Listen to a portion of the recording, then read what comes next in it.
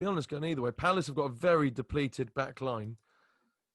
Yes, but So, they did do a little bit of a naughty move on one of yeah. the players, Mr. Nathan Ferguson. Oh, I didn't think he was going to go with him. Yeah, obviously West Brom is a club that I covered a lot last season when I was doing journalism. So For those of you who don't know, Brian is one of those people that tells you every 2 minutes something that you're like, how has he fitted all of this into his life? I'm not entirely sure. One of those being he was a journalist for West Brom. Continue. Sorry. Well, I used to write about West Brom. I wasn't for West Brom. Same difference. Yeah, same difference. But yeah, he is a real talent. If you know his price, I'll be able to tell you how confident I am with him. If he has a price, that is. You'll be pleased to know that Nathan Ferguson does have a price. What are we saying for that? 4 million. Oh, Mm. definite. 21 games in Championship last season. 19 years old.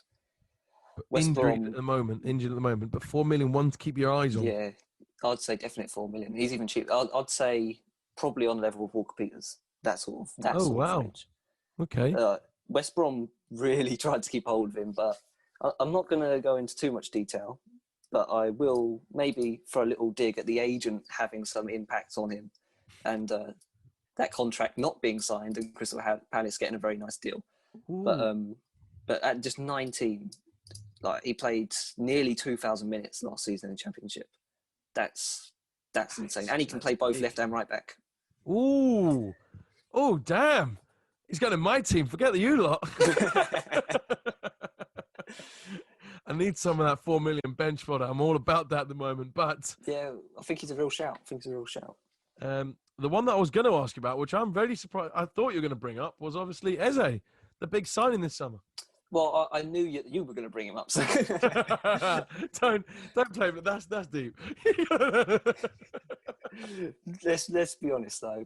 QPR fan, I kind of know what Eze's about. I'm not going to say he's going to do bad, and people are going to think I'm being quite salty about it though.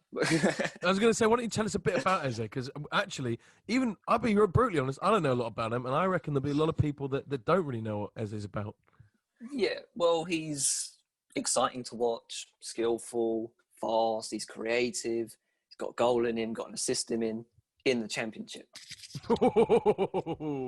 And this is my real concern, because as a QPR fan, I wasn't upset when he left.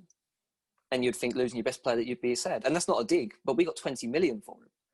And a 25% selling clause. Exactly. So I know I wasn't. I actually think I celebrated when he's. I think I celebrated with you. that's deep. I mean, but not that he's a bad player. It's not that he's a bad player, but I just don't see him massively impacting a side. Because when it wasn't like if he didn't play for QPR, we'd be massively in a hole, and it was like the worst thing that happened. So like, it's one of those for me that I was kind of happy to see the money come into the club and him leave.